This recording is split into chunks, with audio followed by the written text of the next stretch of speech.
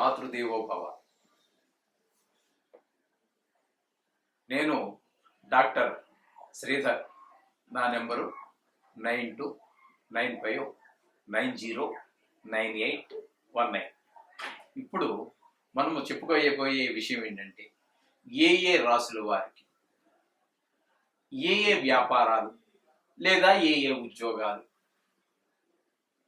అనుకూలమైన ఫలితాలు ఇస్తాయి అనేటటువంటి విషయం గురించి మనం ఇప్పుడు చెప్పుకోబోతున్నాము. ముఖ్యంగా ఇప్పుడు ప్రప్రథమంగా మేషరాశి వారికి ఏ వ్యాపారాలు లేదా ఏ ఉద్యోగాలు అనుకూలమైన ఫలితాలు ఇస్తాయి అనేటువంటి విషయం కూడా తెలుసుకుందాం. అయితే ఇక్కడ చెప్పవలసింది ఏంటంటే, మనము విద్యాభ్యాసం పూర్తి చేసి సంపాదనకి ప్రారంభం జరిగిన నాడే ఒక నిర్ణయం తీసుకోవాలి. అది పెద్దలు మనకి అంత నాలెడ్జ్ ఉండకపోవచ్చు. ఆ చిన్న వయసులో ఇంట్లో పెద్దవాళ్ళు ఇవ్వాలి ఆ సలహా. ఒకవేళ ఇంటిలోని పెద్దవాళ్ళు అన్ఎడ్యుకేటెడ్స్ అయి ఏ వ్యవసాయమో చేస్తున్నటువంటి వాళ్ళు అయితే వాళ్ళు సరి అయినటువంటి ఇప్పుడు ప్రస్తుత కాలంలో ఏం జరుగుతోంది, దేనికి డిమాండ్ ఉంది అనే విషయాలు వాళ్ళకి పెద్దగా పరిజ్ఞానం లేకపోవచ్చు. అటువంటప్పుడు మీ గురువులను అడిగి తెలుసుకోండి, లేదా మీ ఫ్రెండ్స్ని అడిగి తెలుసుకోండి. నిర్ణయం మాత్రం సరి అయిన సమయంలో సరి అయిన నిర్ణయం తీసుకోవాలి. ఏదో చేసేద్దాము అనుకుని చెప్పి మొదలుపెట్టి అందులో రాణింపు లేదని 40 సంవత్సరాలప్పుడు 45 సంవత్సరాలప్పుడు వ్యాపారం మారటం అనేది అంత కరెక్ట్ కాదని నా అభిప్రాయం. ఎందుకంటే ఆనాటికి వివాహం అయిపోతుంది, పిల్లలు 2-3 పిల్లలు ఉంటారు. ఈ కుటుంబ భారం అంతా మళ్ళీ కొత్త వ్యాపారంలోకి వెళ్ళేటప్పటికి అక్కడ మనకి 0తో ప్రారంభమవుతుంది. మళ్ళీ ఇప్పుడు ఇంతవరకు చేసినటువంటి వృత్తి ఏదైతే ఉందో ఈ అనుభవం దానికి ఏమాత్రం పనిచేయదు. అటువంటిప్పుడు మళ్ళీ 0తో ప్రారంభమవుతుంది. ఈ లోపల ఇంటి ఖర్చులు రోజు ఏ ఒక్క రోజు గడవదండి సంపాదన లేకపోతే. ఎందుకంటే భార్య, పిల్లలు, ఇంటి అద్దెలు, పెట్రోల్ ఇన్ని ఉన్నాయి. ప్రతిదీ ఖర్చే కదండి. అందుచేత వీటిని మనం మీట్ అవ్వడం అంటే వాటిని ఈ ఖర్చులు తట్టుకోవడం చాలా కష్టం అవుతుంటుంది. అందుచేత డెఫినెట్గా సరి అయినటువంటి సమయంలో సరి అయిన నిర్ణయం తీసుకోండి. అంతేగాని ప్రారంభించి కొన్నాళ్ళు వచ్చేస్తూ ఉంటే ఎప్పుడో అదృష్టం కలిసి వస్తే మంచిదే, వెరీ గుడ్, సంతోషం, శోభం. ఒకవేళ వ్యతిరేక ఫలితాలు వస్తే తట్టుకోవడం చాలా కష్టం అవుతుంది. ఇంటితో మనతో పాటుగా మన కుటుంబ సభ్యులు, మీ మీద ఆధారపడినటువంటి భార్య, పిల్లలు, ఇంకా ఉన్నట్టయితే తల్లిదండ్రులు అందరూ కూడా బాధపడవలసి వస్తుంది. అందుచేత సరి అయిన సమయంలో సరి అయిన నిర్ణయం తీసుకోండి. దానికోసమే ఏ రాసుల వారికి ఏ వృత్తుల్లో ఏ వ్యాపారాలలో లాభాలు బాగా వస్తూ ఉండే అవకాశం ఉన్నది అనేటువంటి విషయాన్ని మనం శాస్త్రం చెప్పిన విషయంగా మనం తెలుసు. ఇప్పుడు కన్యా రాశి వారికి ఏ ఉద్యోగాల్లో రాణిస్తారు, ఏ వ్యాపారాల్లో రాణిస్తారు అనేటువంటి విషయాన్ని మనం తెలుసుకునేటువంటి ప్రయత్నం చేద్దాము. ఈ కన్యా రాశి వారికి ఇంటెలెక్చువల్ అంటే తెలివికి సంబంధించినటువంటి వ్యాపారాలు, ఇది బుధుడికి సంబంధించిందే. ఇందాక మనం చెప్పుకున్నప్పుడు మిథునం కూడా చెప్పుకున్నాం. అవి కూడా బుధుడు అనేటటువంటి వాడు చాలా వ్యాపారాలకి మూలకారకుడు. చాలా తెలివితేటలు, చదువు అక్కర్లేదండి. చదువు తక్కువ ఉన్నా పర్వాలేదు. మనం పల్లెటూరులో మాట వింటూ ఉంటాం. పెద్దగా చదువు రాకపోయినప్పటికీ కూడా ఒక ఎవడానికి కుర్రాడు పెద్దగా చదవలేదనుకోండి, అయినా కూడా తెలివితేటలుగా ఉంటాడు. వాళ్ళు పెద్దవాళ్ళు అనేవాళ్ళు ఏమని, వాడు చదువు లేకపోయినా ఏదో రకంగా బతికేస్తాడు అని. ఆ తెలివితేటలు ఎవరి వల్ల వస్తాయి అంటే, పెద్దగా చదువుకోకపోయినా ఎలాగో బతికేస్తాడు అనేటటువంటి తెలివితేటలు కేవలం బుధుడు వల్ల మాత్రమే సంభవము. ఇది మనకి పల్లెటూరులో ఎక్కువగా వినిపిస్తూ ఉంటుంది. మనకి ఈ సిటీలో ఎవరితో పెద్దగా మాట్లాడుకునే అవకాశాలు అవి ఉండవు కాబట్టి ఈ పల్లెటూరులో ఈ మాటలు ఎక్కువగా వినిపిస్తూ ఉంటాయి. బాగా తెలివిగానే ఉంటారు. తెలివికి సంబంధించినటువంటి విషయాలన్నీ ఉంటాయి వాటి దగ్గర. ఆ కన్యా రాశి వారికి అలాగే అకౌంట్స్లో మంచి నిష్ణాతులై ఉంటారు. వాడు కనీసం 8th class 9th class 10th class దాకా కూడా చదవరండి. ఆ లెక్కల్లో మాత్రం అద్భుతంగా రాస్తారు. ఎక్కడ రూపాయి తగ్గే అవకాశం ఉండదండి.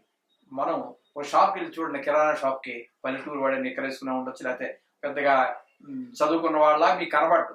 కానీ మీరు ఎన్ని సామాన్లు కొన్నా కూడా అందులో అన్ని పేపర్ మీద రాసుకున్నాక ఆ టోటల్ చేయడంలో ఇప్పుడు అందరూ కాలిక్యులేటర్ పెట్టి కొడుతున్నారు.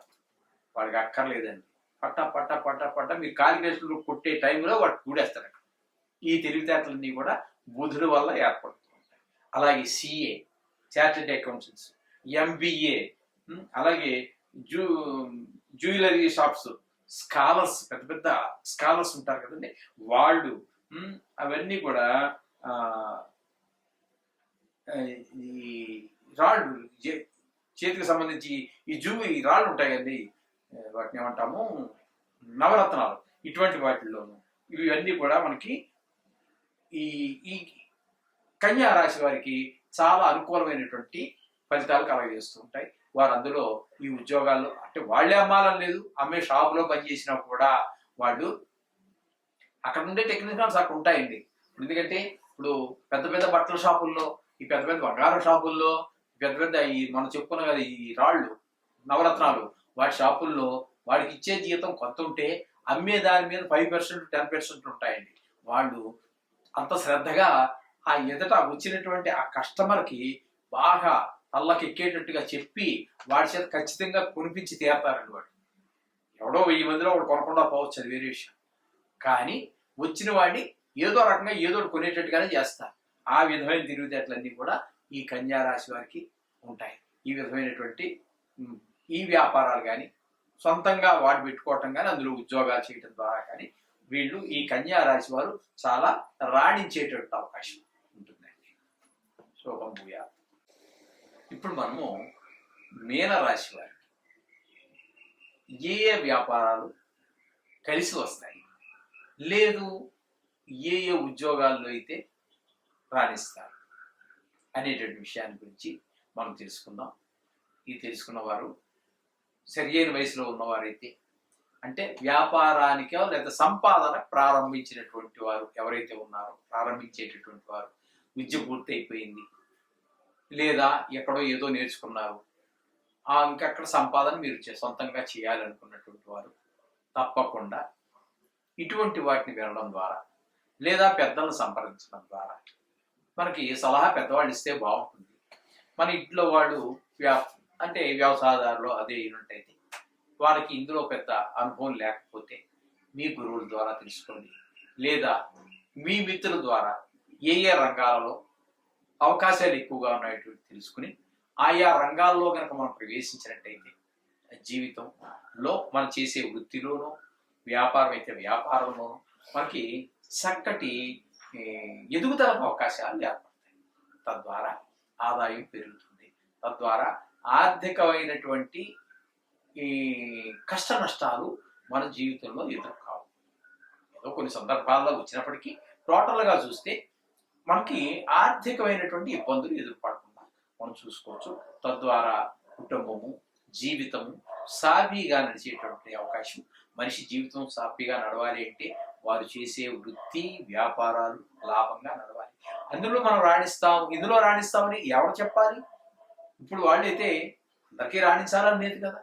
అది ఈ రాశి వారికి ఇది రాణిస్తుందని చెప్పేసి మనకి పూర్వీకులు, మన మునీశ్వరులు అందరూ మనకు తెలియజేశారు. వీటిని గనక ఆచరించినట్టయితే మన జీవితాలు చాలా నల్లేరు మీద నడక అంటారు, ఆ విధంగా చక్కగా నడుస్తూ ఉంటే మనకి జీవితం ఆనందంగా అనుభవించడానికి అవకాశం. ఇప్పుడు మీనరాశి వారి గురించి మనం చెప్పుకుంటాం. ఈ మీనరాశి వారికి ఆయుధాల వ్యాపారం చాలా అనుకూలిస్తుంది. అలాగే వాటర్ సప్లై వర్క్స్ చెప్పుకున్నాం కదా, ఇంతకు ముందు కూడా 2-3 రాశుల్లో మనం చెప్పుకోవడం జరిగింది. ఈ వాటర్ అనేటటువంటి ఒక్కొక్క ప్రాంతంలో ఒక్కొక్క రకంగా ఉంటుంది. నదీ పరివాహక ప్రాంతాలలో వాటర్ వ్యాపారం చేయడం కుదరదు, ఎందుకంటే వాటర్ ఎక్కువే బాగుపడుతుంది. కానీ అప్లాండ్స్ అంటే మెట్ట ప్రాంతాలలో వారికి నీటి వ్యాపారం చాలా ఎక్కువగా జరుగుతుంది. కొన్ని ప్రాంతాలలో 1-2 బిందెలు నీళ్లు కూడా కునుకు తాగేటటువంటి ఏరియా చాలా ఉన్నాయి.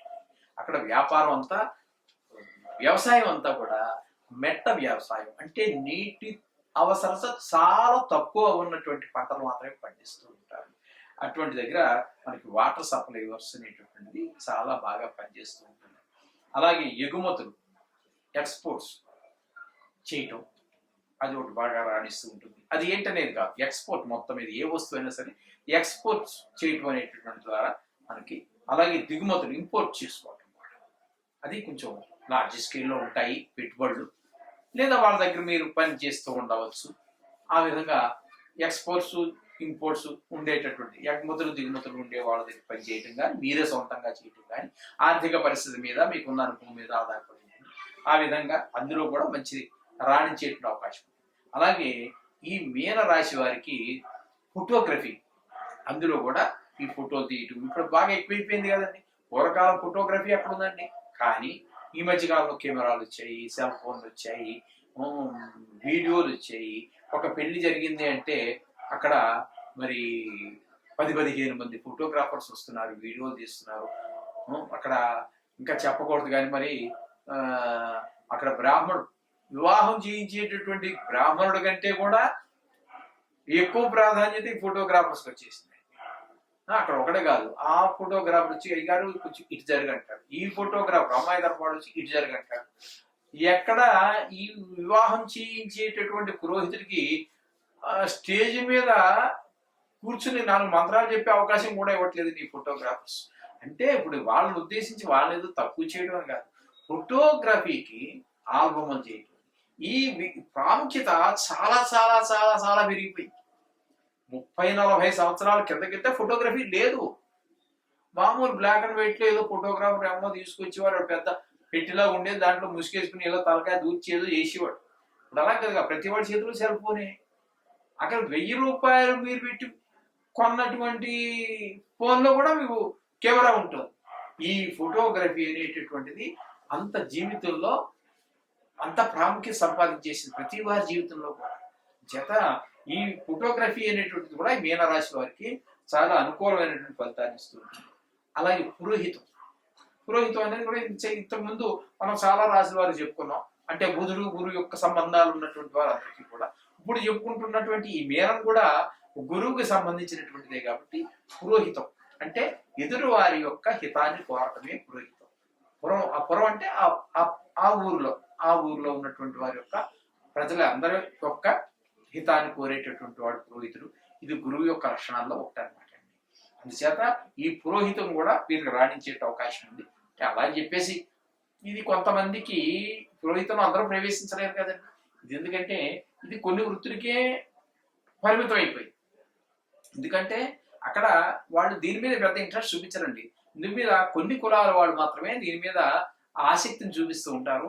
వారికి ఆ విద్య నేర్చుకోవడానికి కూడా కాస్త ఈ నాలుక, నోరు ఇవన్నీ కొంచెం నియమనిష్టలు అవన్నీ ఎక్కువ ఉంటాయి. అది కొన్ని కులాల వాళ్ళకి మాత్రమే సాధ్యపడుతున్నది. వారికి కూడా వాళ్ళలో కూడా చాలా మంది మీనరాశికి సంబంధించినటువంటి వాళ్ళు ఈ వృత్తి చేసేటువంటి వాళ్ళు ఎవరైనా మీనరాశి వాళ్ళు ఉన్నట్టయితే వాళ్ళు కూడా తప్పకుండా ఈ పురోహితంలో ప్రవేశించవచ్చు, ఆ విషయాలన్నీ తెలుసుకుని ప్రవేశించవచ్చు.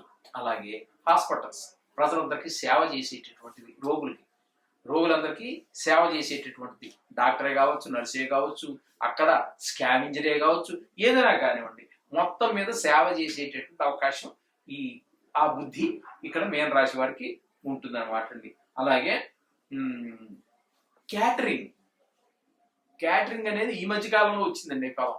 నా చిన్నప్పుడు లేదు ఈ పదం క్యాటరింగ్ అనేటటువంటిది. అప్పుడు మా పెళ్ళిళ్ళప్పుడు, అంటే నా పెళ్లి 84 అనుకుంటాను, 84, 85. ఆనాడు వంట బ్రాహ్మణులు ఉండేవాడు, మన ఇంటికి వచ్చి వంట చేసేవాడు. ఆ గిన్నెలు ఏవో ఊర్లో పెద్ద పెద్ద వాళ్ళ దగ్గర, అందరి దగ్గర ఉన్నటువంటి పెద్ద పెద్ద గిన్నెలు అన్ని తీసుకొచ్చి ఆ 100 మందో 200 మందో 300 మందో ఎంతమంది అవుతారో వారందరికీ వంట మన ఇంటి దగ్గర చేసేవారు చక్కగా.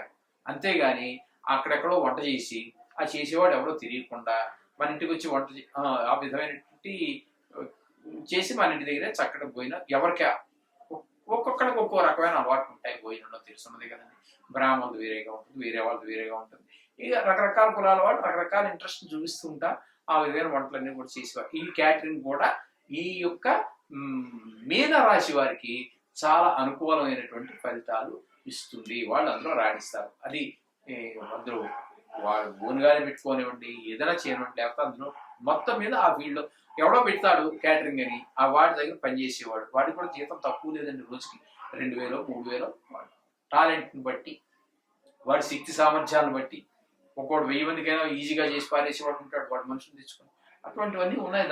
దాంట్లో లోటుపాట్లు అని మనం చెప్పలేము. ప్రతి దాంట్లో ఉన్న విషయంలోనూ, ప్రతి వ్యాపారంలో, ప్రతి ఉద్యోగంలో ఏవో కొన్ని లోట్లు పాట్లు ఉంటాయి, అవి వాళ్ళకే తెలుస్తాయి. మొత్తం మీద ఈ మీన రాశి వాళ్ళు క్యాటరింగ్ లో కూడా ప్రవేశించవచ్చు, వాడి యొక్క ఇంట్రెస్ట్ ని బట్టి, వాడికి ఉన్నటువంటి దాంట్లో ఉన్నటువంటి ప్రవేశాన్ని బట్టి. ఈ విధంగా మీన రాశి వారు చేసినట్టయితే వారు కూడా ఆ వృత్తిలో రాణిస్తారు, తద్వారా జీవితంలో కూడా పైకి వచ్చేందుకు అవకాశం ఉంటుంది. శుభం భూయాలు.